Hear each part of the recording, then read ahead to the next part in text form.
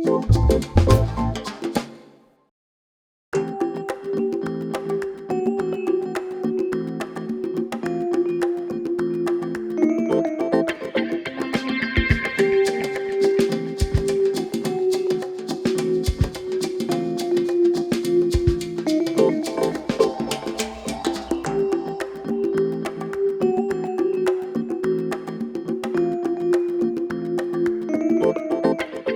want to welcome you once again to a StrudelmediaLive photo talk from our series called What Moves You?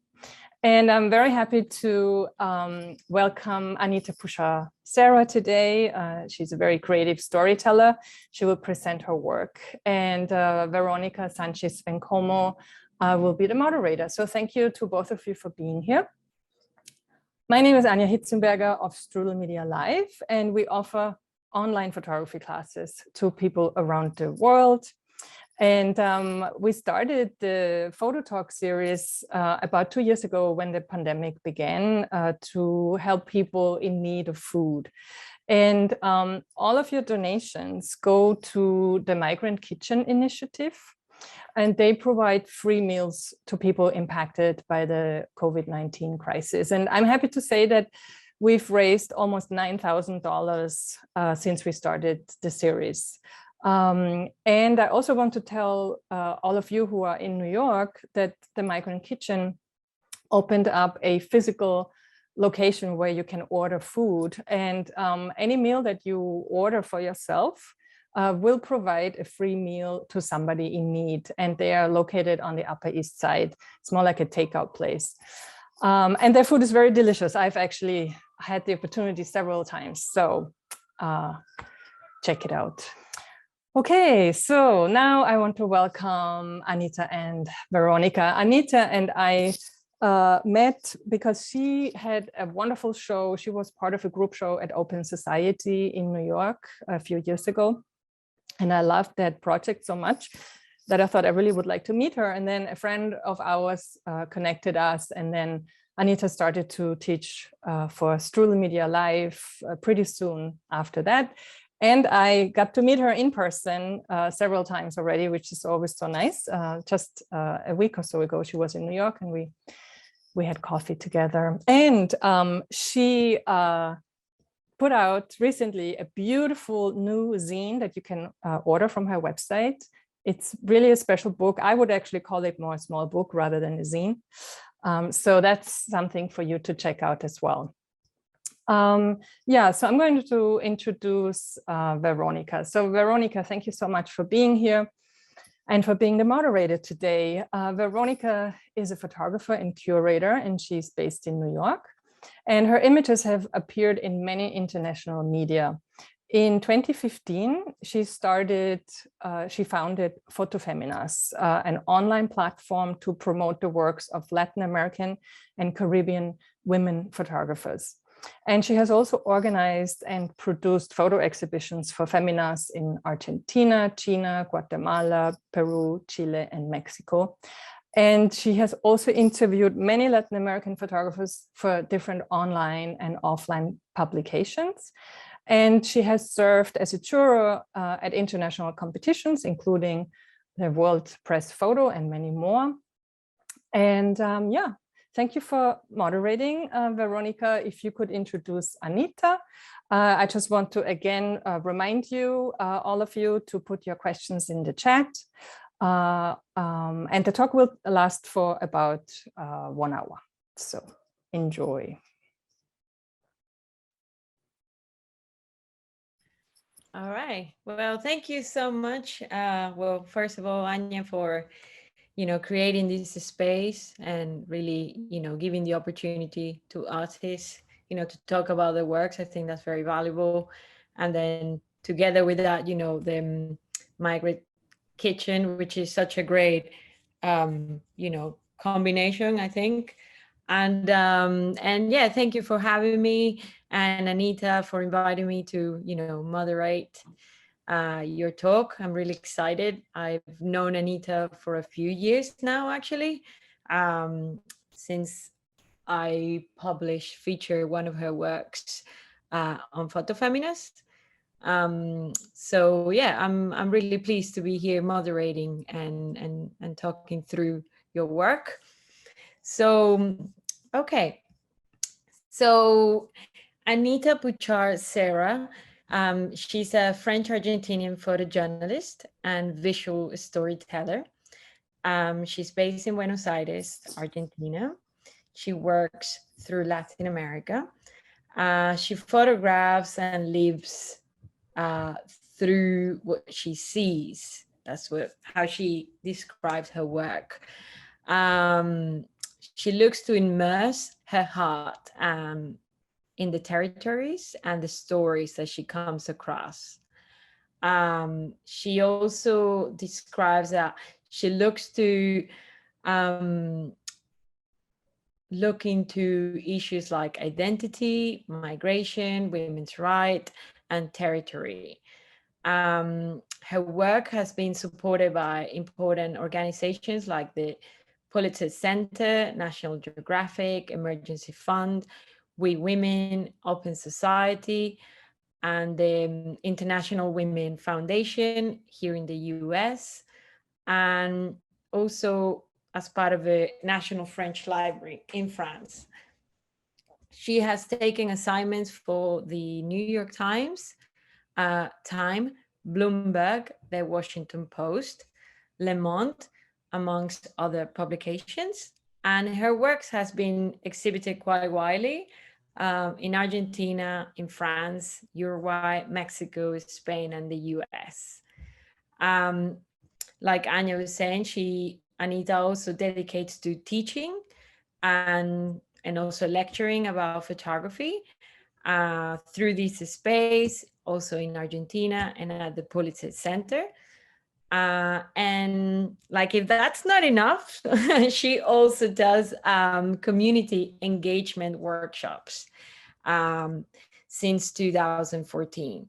So as you can see, she kind of spreads her wings pretty widely across photography in different ways. And I think we're going to be able to see that in her work as she presents. But I'm just always very fascinated always how photographers begin, to work in photography and how do they land in this industry. So I'm always fascinated to to hear sort of like this story behind. So Anita, I would love to know what's your background and how do you end up working in photography? If you could tell us some more about that. Sure, thanks, Veronica. Hi, everyone. Thanks, Anja and Edward. I'm really happy to be here and really happy to share this moment with Veronica. So yes, I was not born as a photographer. I had a kind of long way until becoming or assuming that I was a photographer. I began being a ballet students, but in an intense mood. I mean, to really be a dancer in the company. So like 25 hours a week when I was young until my 18. After this, I finally decided to study architecture. I graduated as an architect. So theoretically, I can build something in this world, but I never did it. And at the end of my studies as an architect, I was really interested in storytelling. And I discovered that I was interested also by field work, spend time in the places where I had to build something. So I said, okay, I want to explore a little bit more this part. I think I feel photography could be the best way to do this storytelling, but I was not really attracted by a photography school. Actually, I was afraid at the idea to study photography, and I preferred to study anthropology.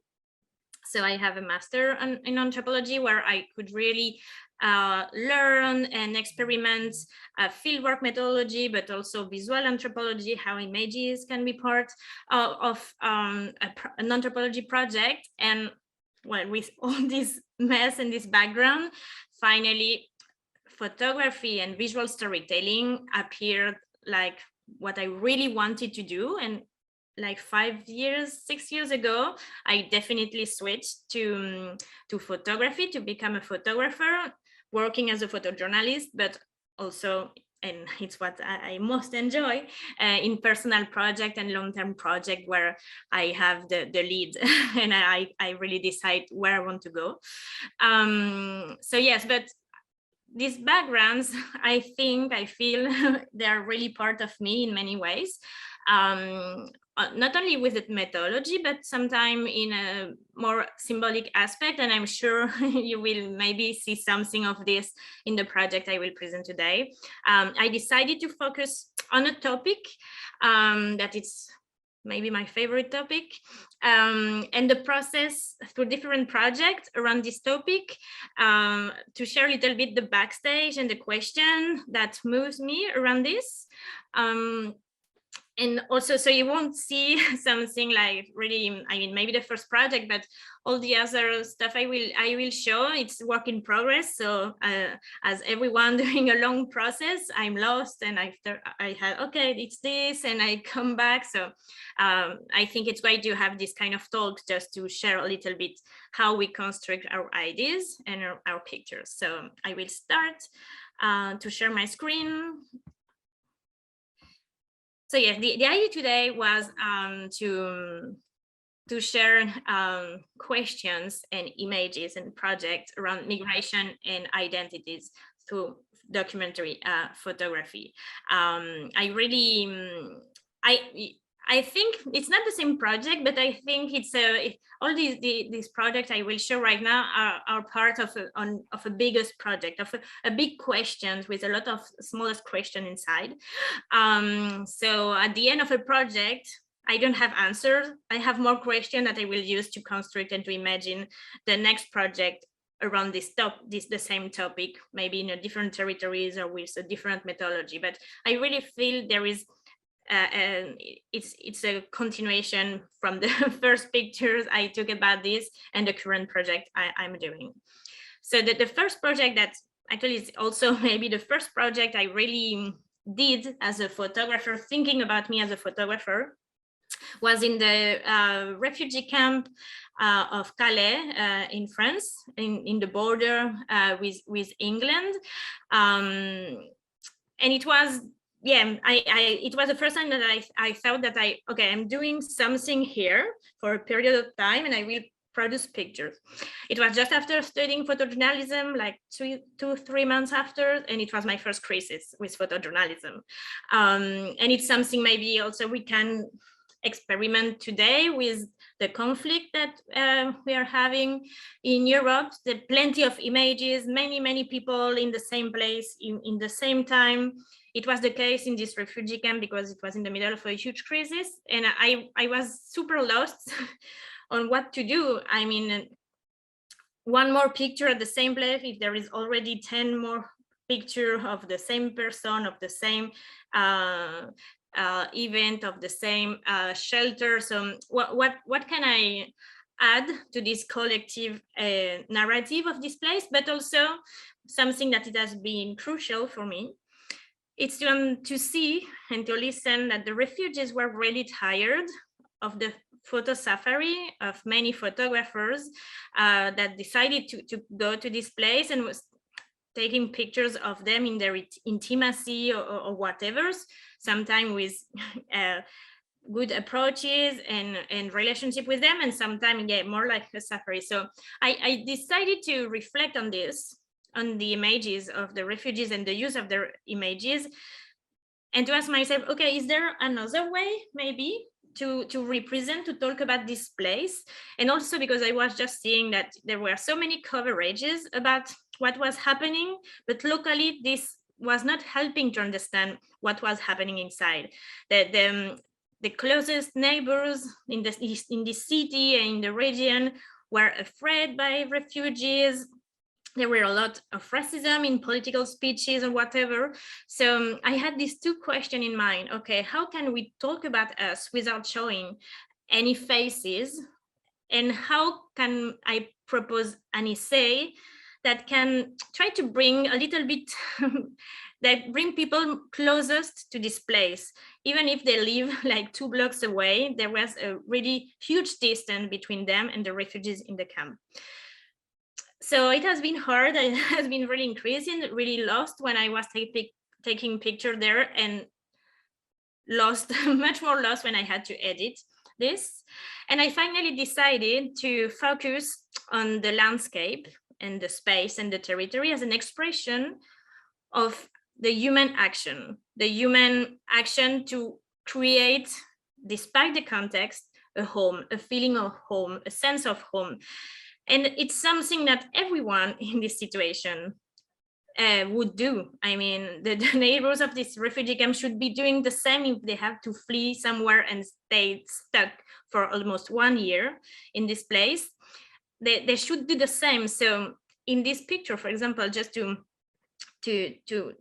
reflect a little bit more on this one. So it's a simple landscape, but we have a lot of chairs, different chairs that we understand that they bring them for where they could find them, a coach. And what this picture means for me, that there is the idea of meeting, of gathering, of spend time together, be with others, even if we are in the middle of shelters in winter in the north of France with police around. So I decided to look for that kind of picture that can show something strong of the human force and how humans are strong, even if we are in hostile conditions. And so here you can be yourself. You imagine that you could be one seated there, or you should maybe do the same. So I focus on little gesture or actions to symbolize the human place in this camp. And in addition to this, I had a notebook, and I started to draw a lot in the camp. Actually, I had my camera in my backpack and my notebook in my hand, and just only when I felt that a picture could come up, I was taking my camera, taking the picture, and bringing it back to my backpack. But the notebook and the drawings has been the way to connect with people, just sitting a lot of time or chatting in a shelter and drawing different stuff, like all this small object that I've been seeing in different places of the camp, and after you will see others. So they're really simple images, and I think it's something something part of my work that I always try to find the right way to tell the story as the story has me. I mean, it's not that I will always shoot like this, but I feel it was the best way for this story. For example, here it's a phonetic Arabic dictionary I've been building through my conversation with the guys there. So it's a little bit the sound of our conversation. And also try to pay attention to that kind of detail.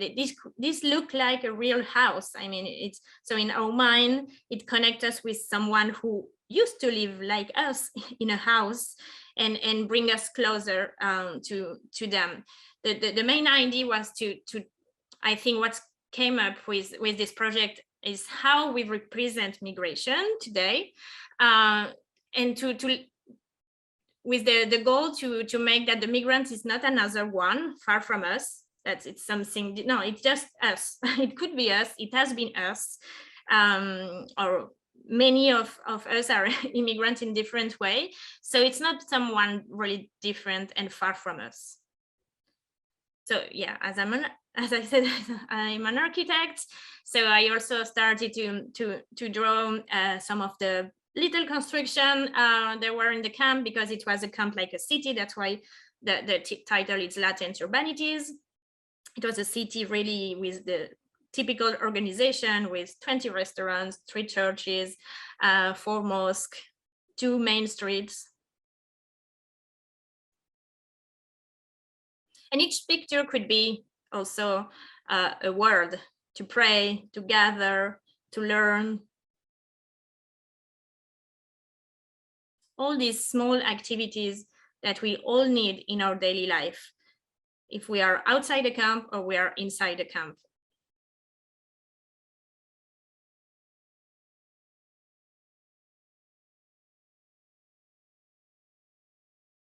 And it's maybe the only part where you can see faces.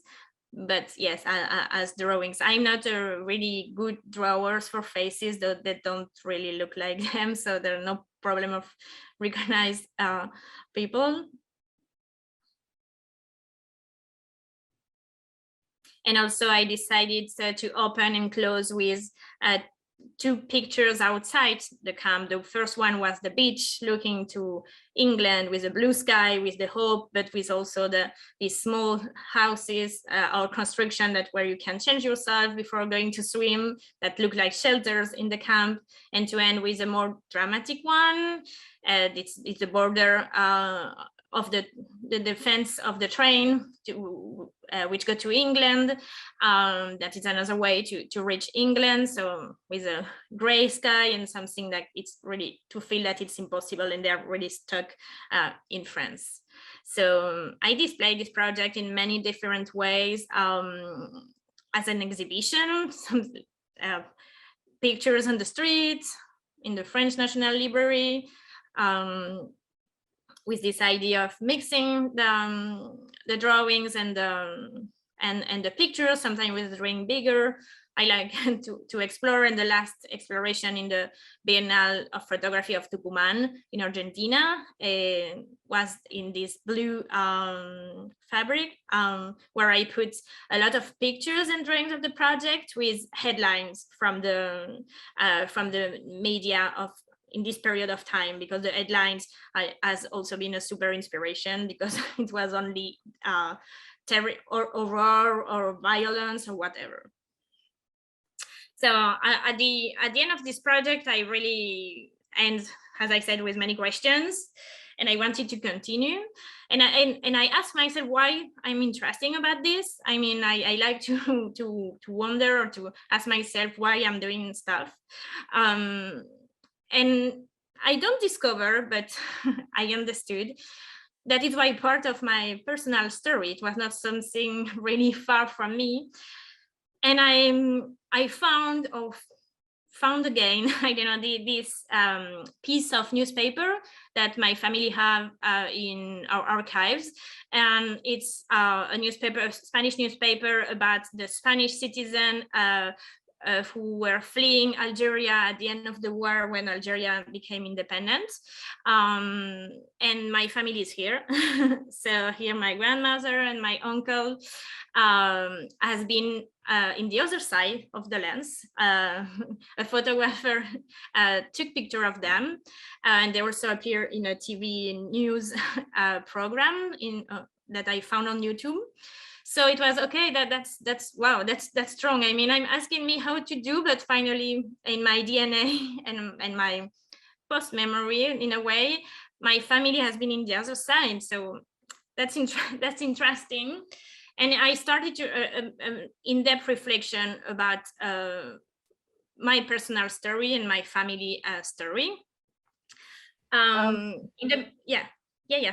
Yes. Tell me. So I just don't want to miss to ask, following what you're saying, how you find, your family identity and how it correlates to this project. But I think also it's interesting how in that project comes across your background in architecture, this idea of construction, of mapping, and sort of like, if you could briefly talk a little bit more how this sort of background in architecture and structuring perhaps your ideas, whether when it's constructing a narrative or constructing while you're making an image.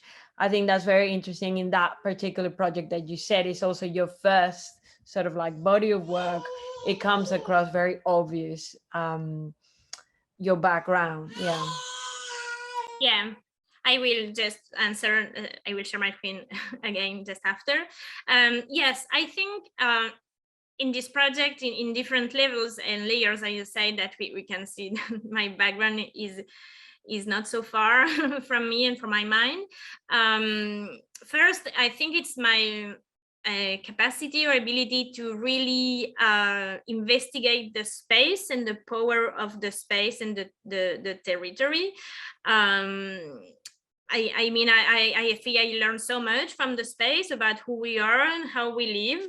And it was challenging to take out the main character, I mean, the refugees that we see in many pictures, and to bet in a way that we can talk about them without showing them. In this first project, because it was my first, I was a little bit messy.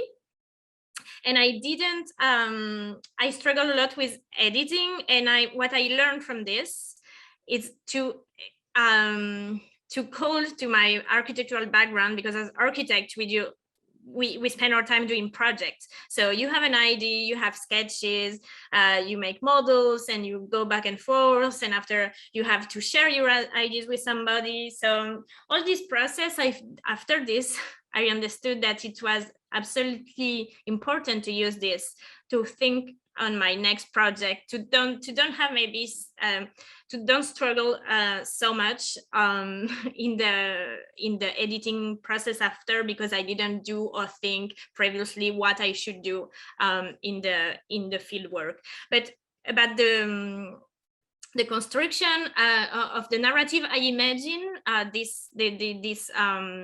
but at the beginning, I was a little bit struggling with the idea to mix drawings with pictures, because I came from photojournalism. I was a recent photojournalist, so I wanted to be more photojournalist than all the photojournalists, because it was my first time. But I decided to open the construction of the narrative, and with these small drawings between the picture, also to make a break in the visual proposal, and to ask maybe the viewer to spend a little bit more time and imagine, to try to have an interpretation of this drawing, and maybe connect with the photography he saw before, and what this drawing means, it's a word, so maybe when they were drinking tea, they were talking about this, and to read. So more time the viewer sometimes can spend on the picture. I think it's better, because they have time to have their own reflection, and to call their own imagination, or remembers, or preconception also sometimes.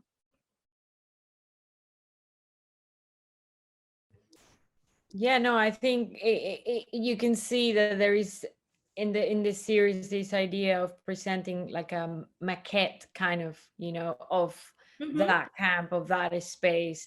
And I think bringing, the photograph works really well too, how you combine it, and even the plan of the whole church. I think it definitely has a different rhythm to the expected photojournalism take in these sort of projects. So I really love how your background, as well as your own personal historical background, connects with that story.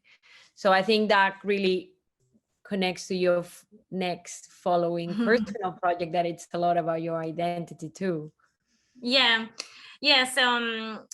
some years after, I was already working on a collective project, that the one Anja mentioned, exhibited at Open Society.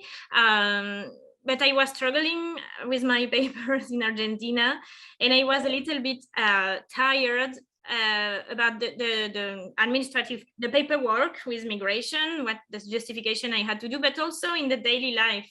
I mean, okay, but are you Argentinian or you are not? But you are not if your parents are not Argentinian, or if you don't have Argentinian blood. But what is Argentinian blood? Because it's a country of many immigrants. So I was tired to explain or to justify, and I didn't have an ID at this moment. So I decided to create my own. And that is this book. So DNI, it's ID in Spanish, and 23N, it's the article of the migration law that allow me to ask for an ID. So I decided to make a book in 2 days. But I think because I had this book in my heart and in my mind for so many years of struggle, so it was really easy to put everything together. And it's a book of 100 pages, I think. And the idea is to have many pages, because in a movie about migration I love said that's not that illegal people don't have papers. They have a lot, but never the one that the migration wants. So I set up a lot of justification of my activity and my life in Argentina.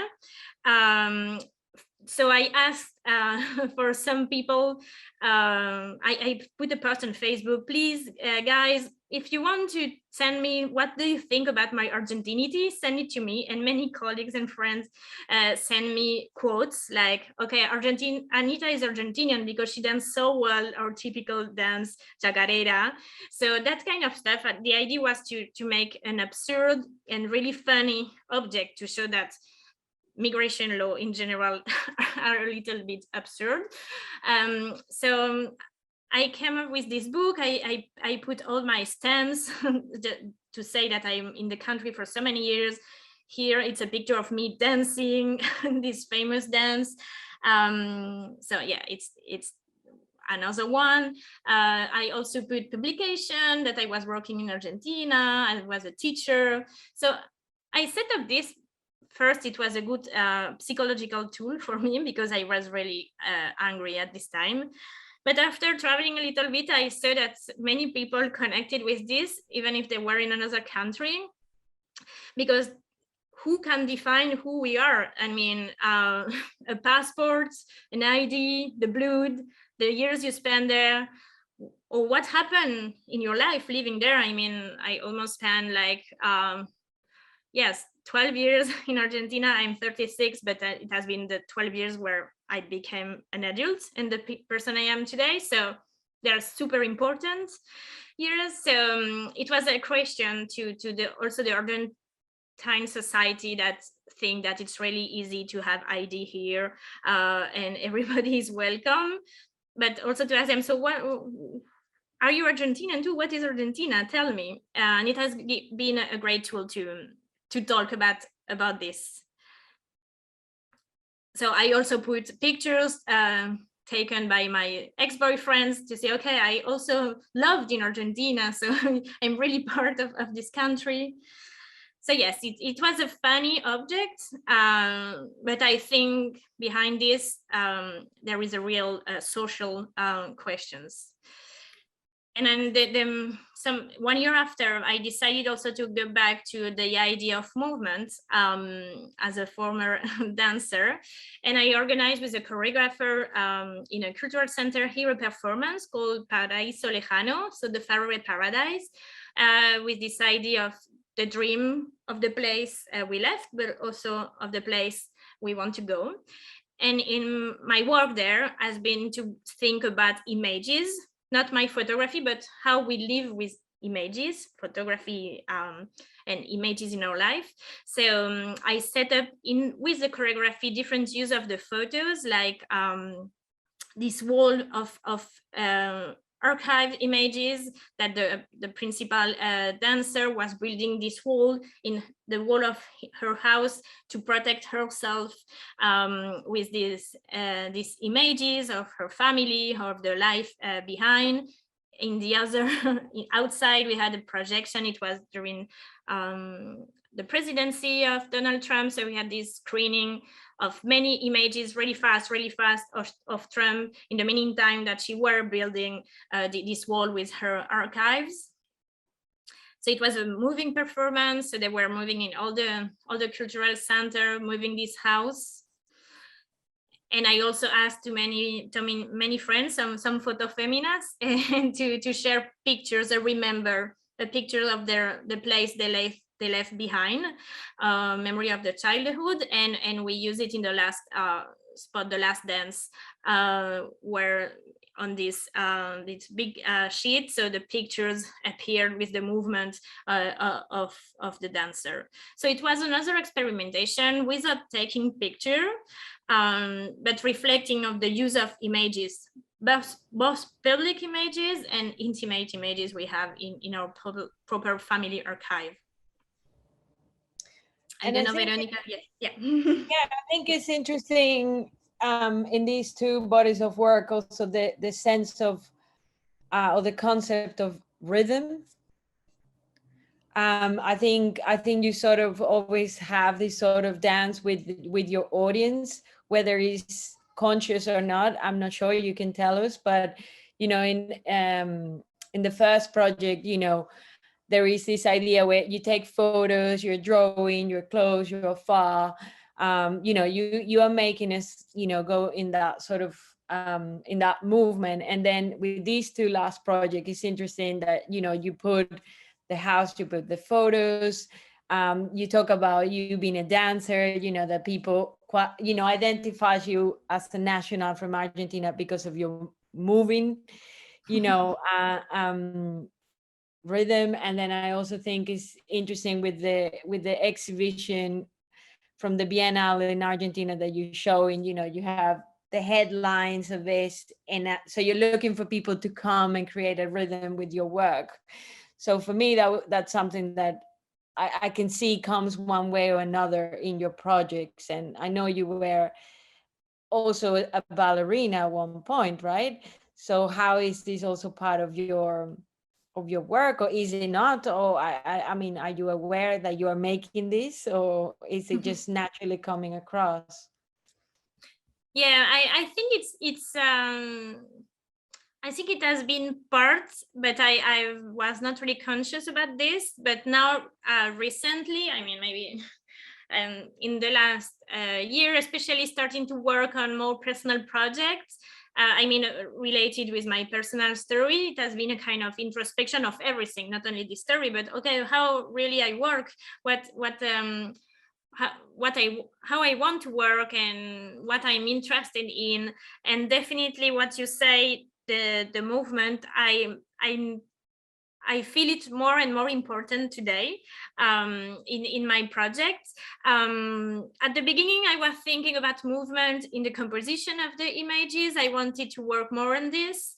But finally, I think the movement is in another part of my project, and I really love what you say in a way. Maybe the movement I ask to my audience to do with the picture, looking at the picture, or well, with, for example, with the small zine I produce.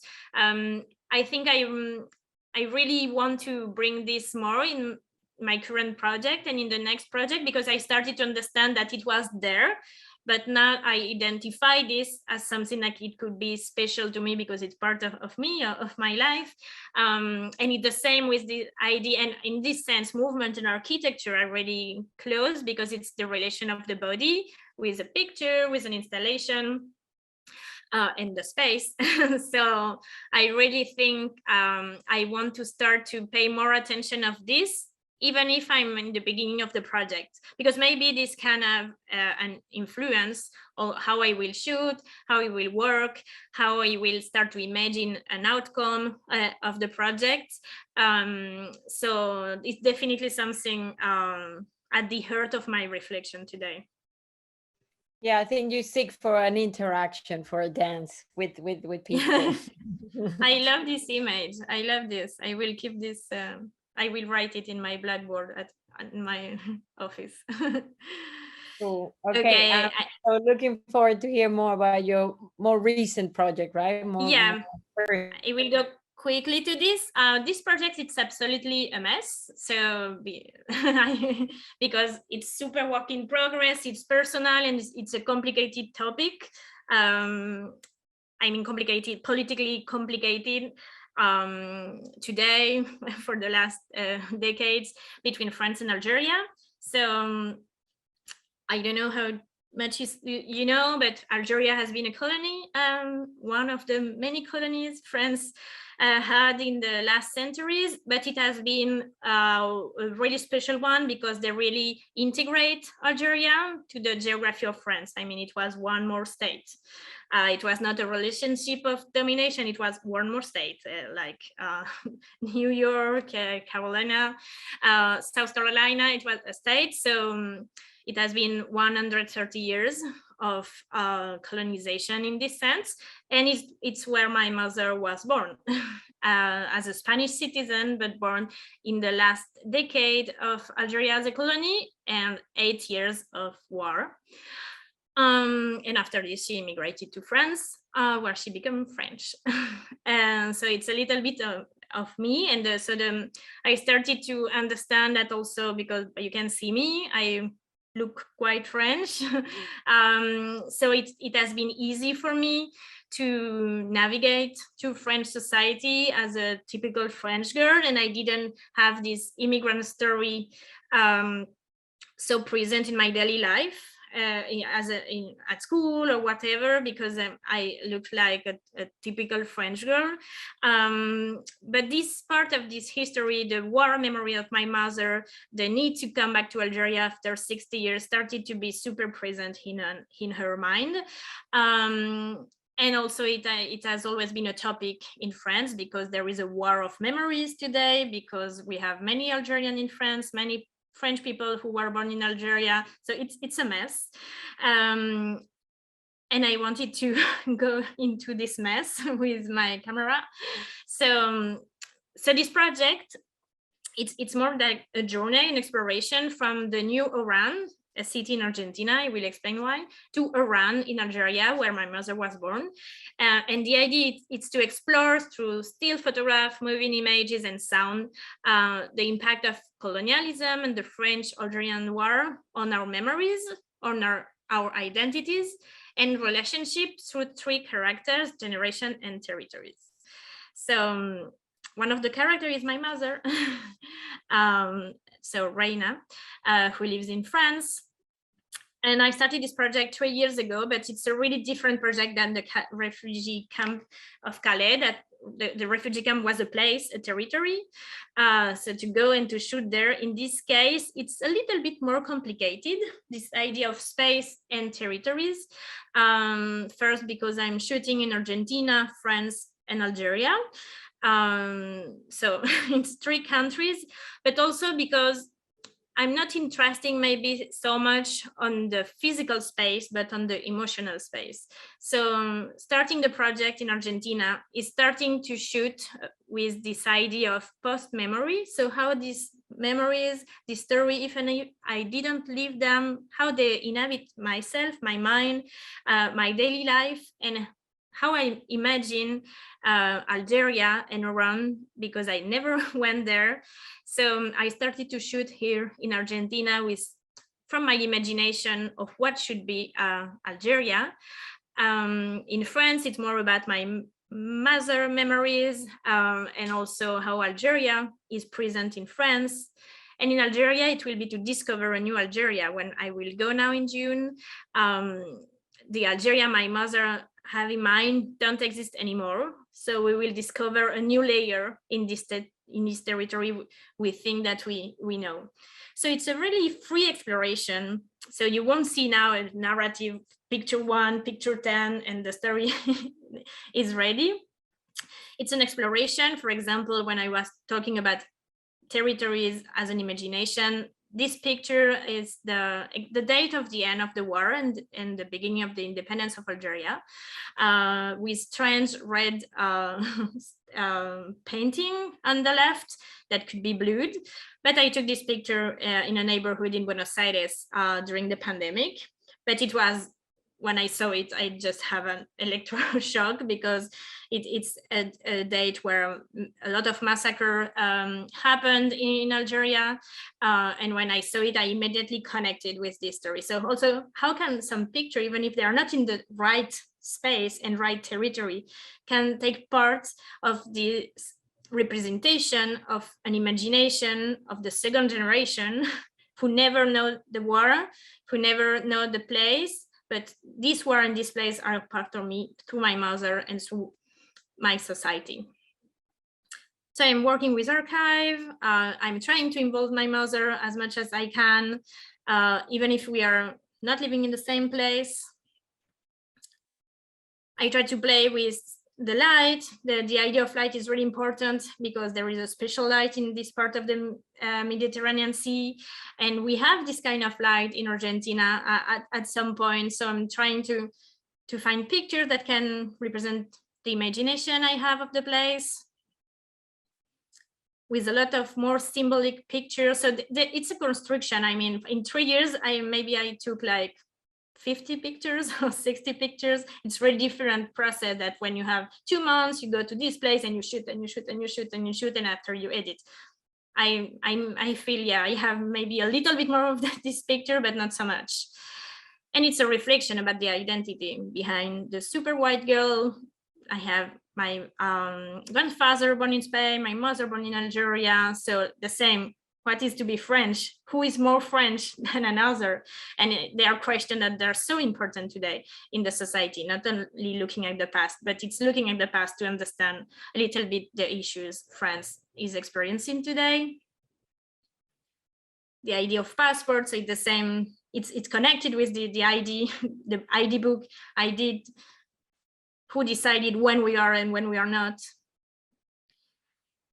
And so the first step, being here and be stuck here for 2 years with the pandemic, it has been to call this little chapter Searching for Oran. So from here, I discovered that there is a second city called Oran in the world, and it's here in Argentina.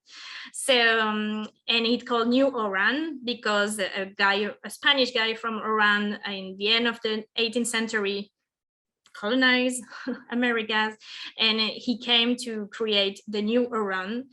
And actually it's the last colonial city in all the continent. And they were really proud to be the last colonial city founded by the Spanish. So it's an interesting connection about the topic of colonialism, independence, identity. So because I couldn't travel, I decided to go to visit them and share my story of Oran with their story of New Oran and to see the connection we can do. So this is the sign in the city saying that they're the last city created by the Spanish in America.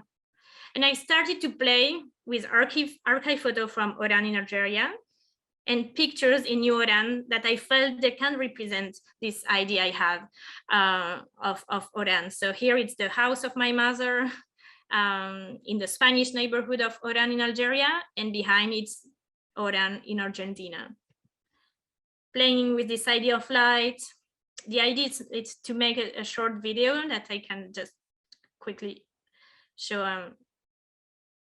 So for example, I'm working with sound and video to mix the two places. So you have 3 videos made by phone. One is in Oran in Algeria, made by a friend of my mother, Abdelbaki, and 2 are from Oran in Argentina. I really promise you that you don't know where you are. So I made this video in response to the video the friend in Algeria sent to us. And the idea is to play with, it's something I'm really interested in. I love that we are confused of where we are, because as immigrants, sometimes our territory is really much more complex than the place where our foot are in this moment, because our mind, our heart, our feelings, our memories are in another place. So I started to work on video pieces. We are a little bit late, so maybe I won't show them. In 3 years, when I finish the project, you will show the end. But I am also working with fixed moving images in the New Oran with the sound of Oran in Algeria. So to try to disturb a little bit the viewer of where we are. So yes, I think that's it. So we have time to talk. Yeah, it's interesting with this project. I almost feel like you're going through what is to be from a nation, but now through your family, through your ancestors. Like you did it to yourself in Argentina. You question like, what is it to be an Argentinian? Is it because of the dance or the way I look, or, and kind of like you've taken that similar question to your background, and it's interesting how you're mapping to kind of also, you have these old map and you're drawing, and sort of like there are several influences from previous bodies of work too. So that's interesting. But I actually would like to open up to the public, and I think it's been so interesting to see your combination of mixed media and how that continues in your journey.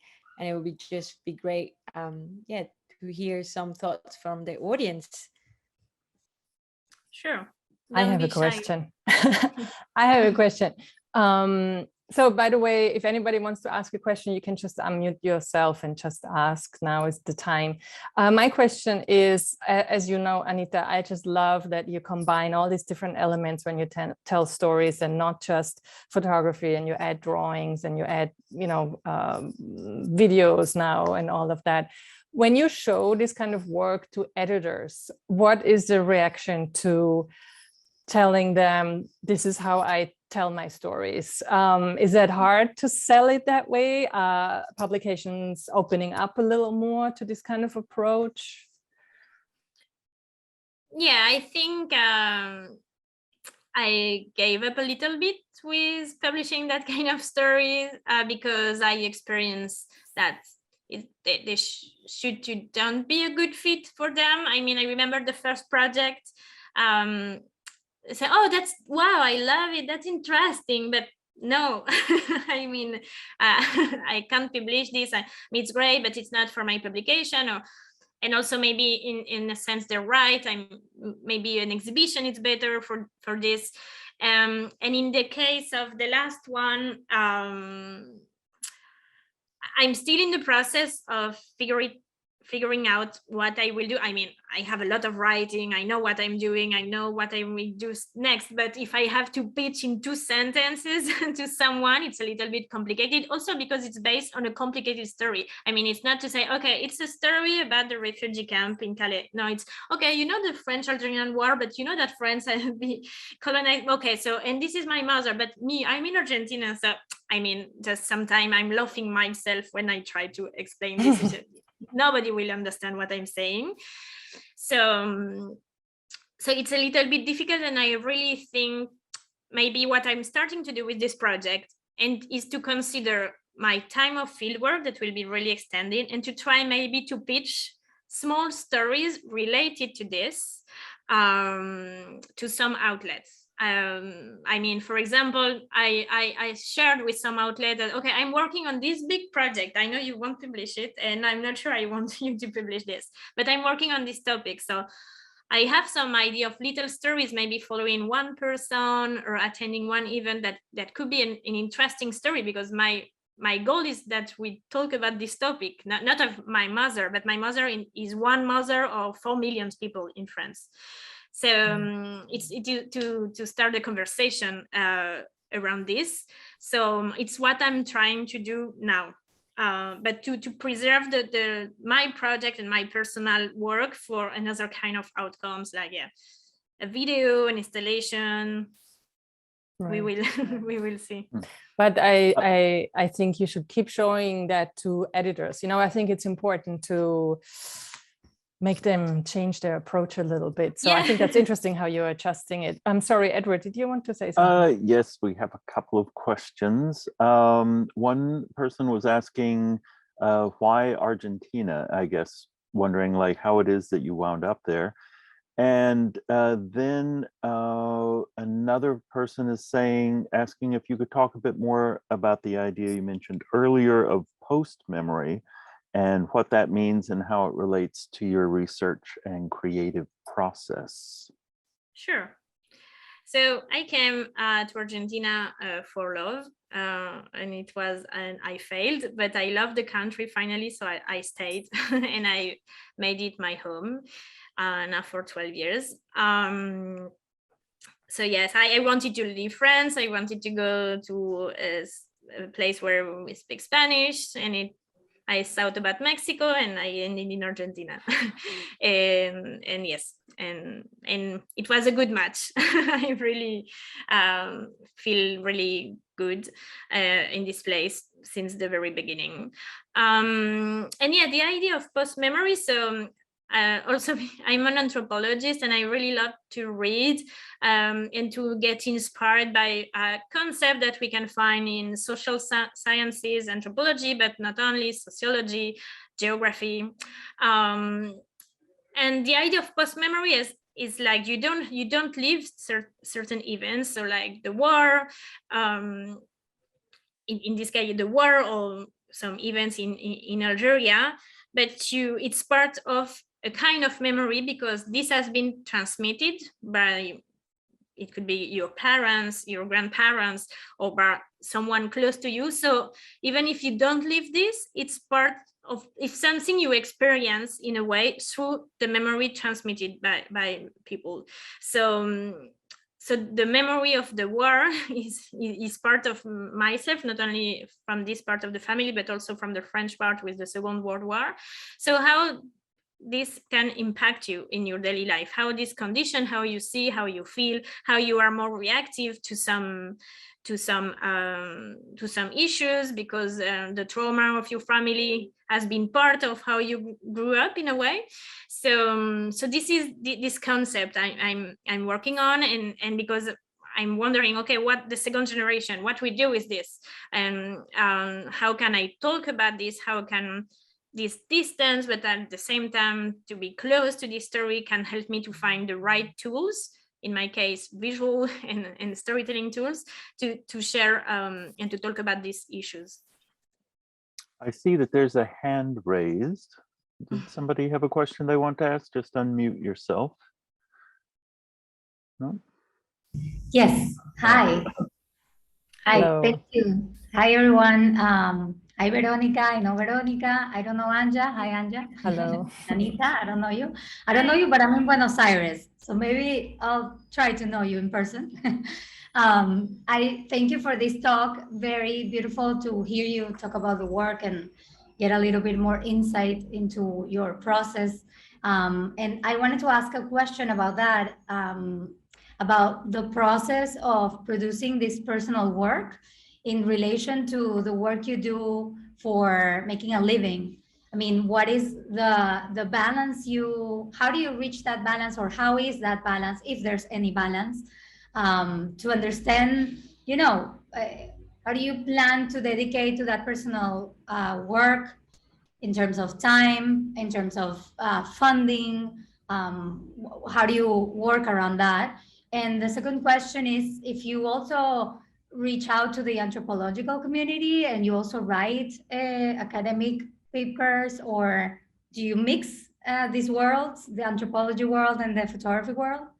Those are my questions. Thank you. Okay. Well, so the first one, I think, yeah, it's the struggle of everyone to have the balance of the dreams and the bills. In my case, what I'm sure that the goal in my photographic life is to do this personal project. I mean, so focusing the energy on making this possible. It's at the heart of my work. So I try to work for the media to secure like the month's cost of living, but at the same time, I'm really struggling exactly right now with this because I'm traveling for this project. I'm not working in Buenos Aires, so I'm losing assignments because I'm not. But but my goal is to do this project, so I'm in the middle sometime, and like every 3-4 months in a crisis. But I also try to find support for my project. Most of the time it's not support as a stipend, but at least if you can pay a flight or a material you need.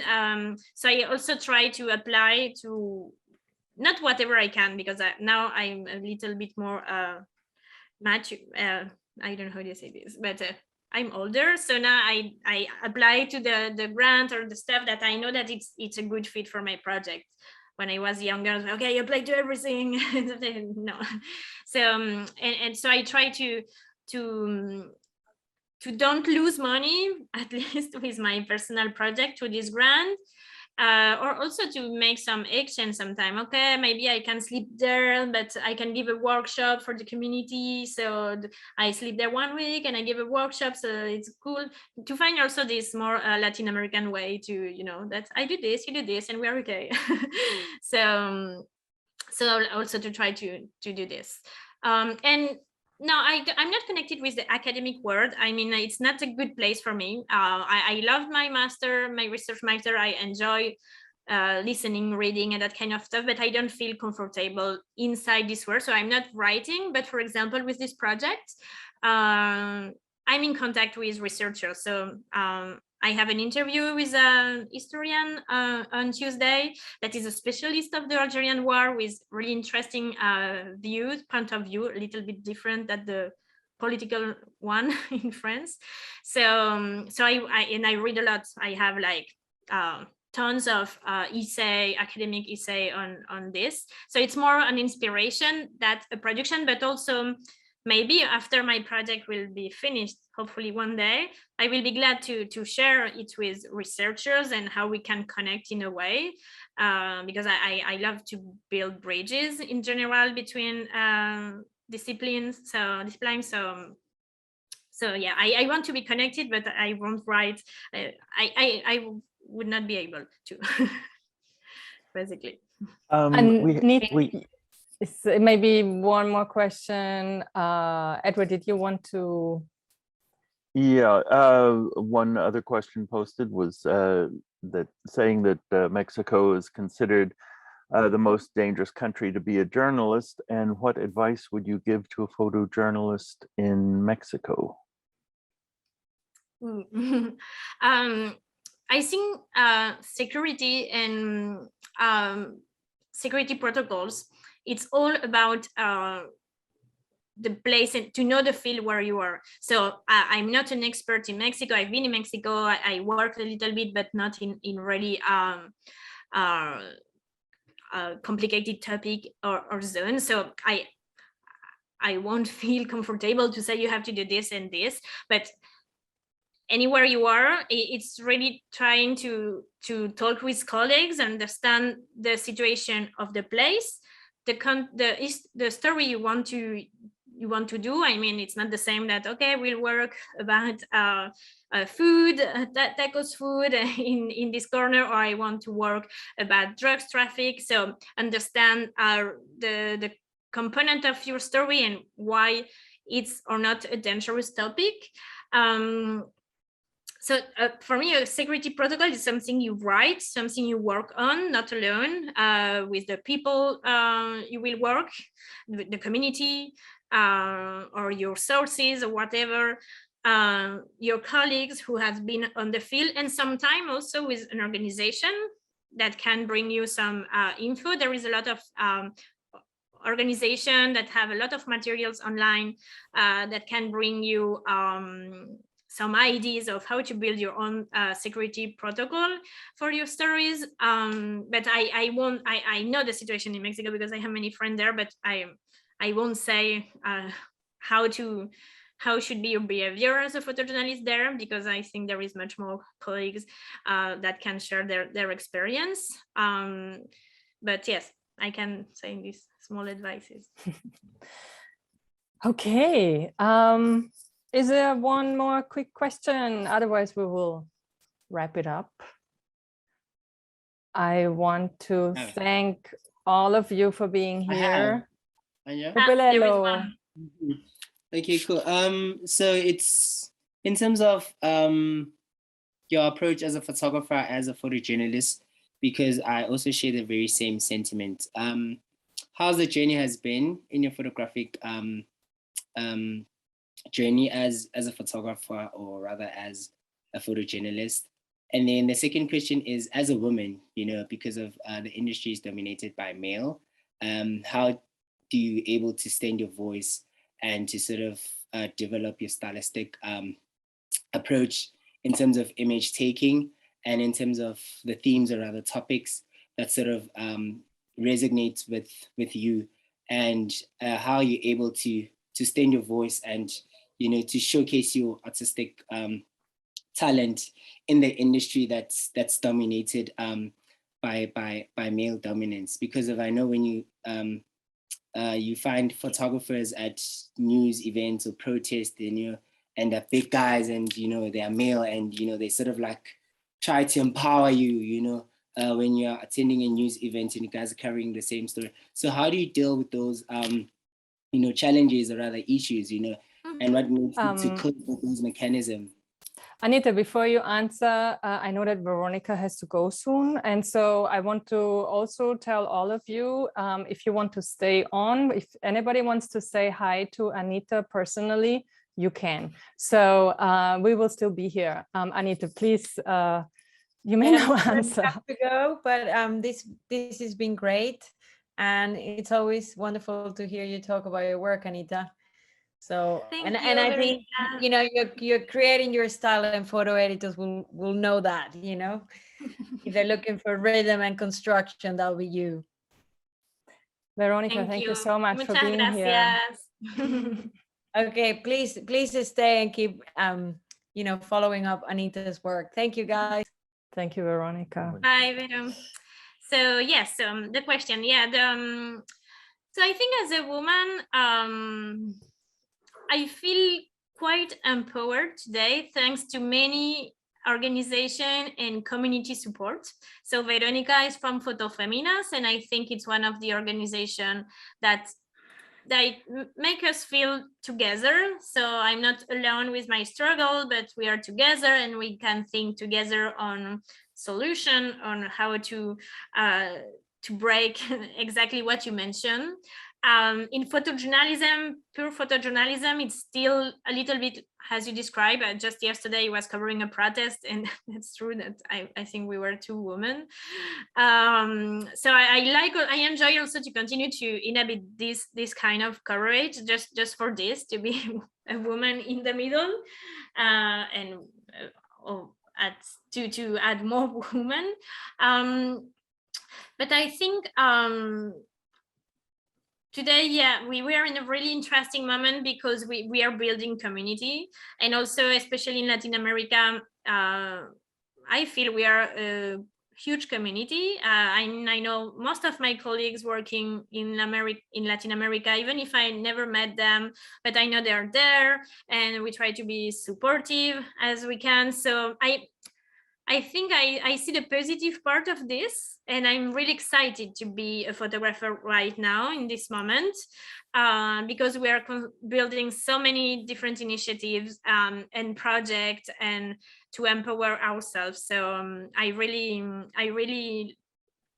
even if there is struggles at any time, I feel it's a moment of challenges, and I hope the industry is changing. Can you just repeat the first question? Sorry, because I'm so sorry.